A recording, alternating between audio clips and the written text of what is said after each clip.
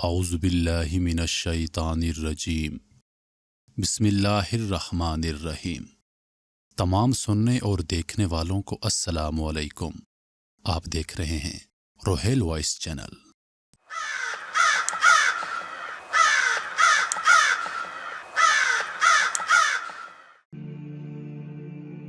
اللہ تعالیٰ نے حضرت نوح علیہ السلام اور تمام حیوانوں اور کشتی پر موجود افراد کو یاد کیا اور ایک ہوا کو بھیجا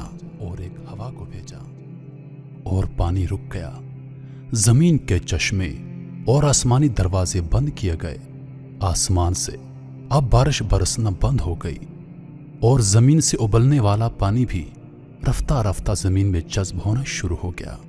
تقریباً 150 دنوں کے بعد پانی میں کمی واقع ہوئی۔ 7ویں مہینے کی 17ویں تاریخ کو حضرت نوح علیہ السلام کی کشتی جودی نامی پہاڑ پر رک گئی اور 10ویں مہینے تک پانی کم ہوتا رہا، یہاں تک کہ اس مہینے کی پہلی دہائی کے دوران پہاڑوں کی چوٹیاں پانی سے نمودار ہونے لگی۔ 40 دنوں کے بعد ایسا ہوا کہ حضرت نوح علیہ السلام نے وہ کھڑکی کھول دی جو انہوں نے کشتی میں بنائی تھی اور ایک کوے کو کشتی سے باہر بھیجا کہ وہ زمین والوں کے حالات معلوم کر کے لائے۔ تو کوے نے جیسے ہی باہر مردار لاشوں کو دیکھا تو ان پر ٹوٹ پڑا۔ تو حضرت نوح علیہ السلام نے اس کے لیے بد دعا کی کہ تو ہمیشہ خوف میں مبتلا رہے۔ یہی وجہ ہے کہ کوا ہمیشہ انسانوں سے گھبراتا اور ڈرتا ہے، جس کی وجہ سے وہ کبھی بھی انسانوں کے گھروں میں اپنا گھونسلہ نہیں بناتا۔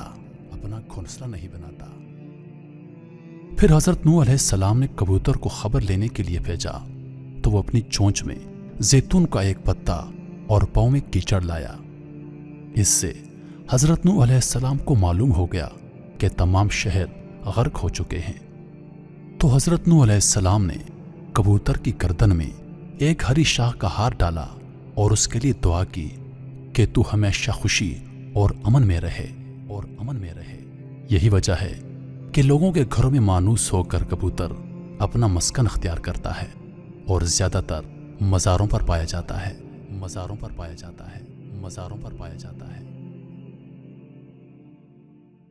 امید کرتا ہوں کہ ویڈیو آپ لوگوں کو پسند آئی ہوگی۔ مزید ایسی ویڈیوز دیکھنے کے لیے ہمارے چینل کو سبسکرائب کریں اور دن کی تازہ ترین اپڈیٹس کے لیے چینل پر موجود گھنٹی کے بٹن کو دبا دیں تاکہ ہماری ویڈیوز سب سے پہلے آپ تک پہنچیں۔ میرے محترم عزیزو، اگر آپ لوگ ہم سے کوئی تحریر، ڈاکومنٹری یا کوئی بھی چیز ریکارڈ کروانا چاہتے ہیں تو نیچے دیے گئے ای میل پر ہم سے رابطہ کیجیے۔ اللہ پاک آپ سب کا حافظ و نگہبان۔ وعلیکم السلام۔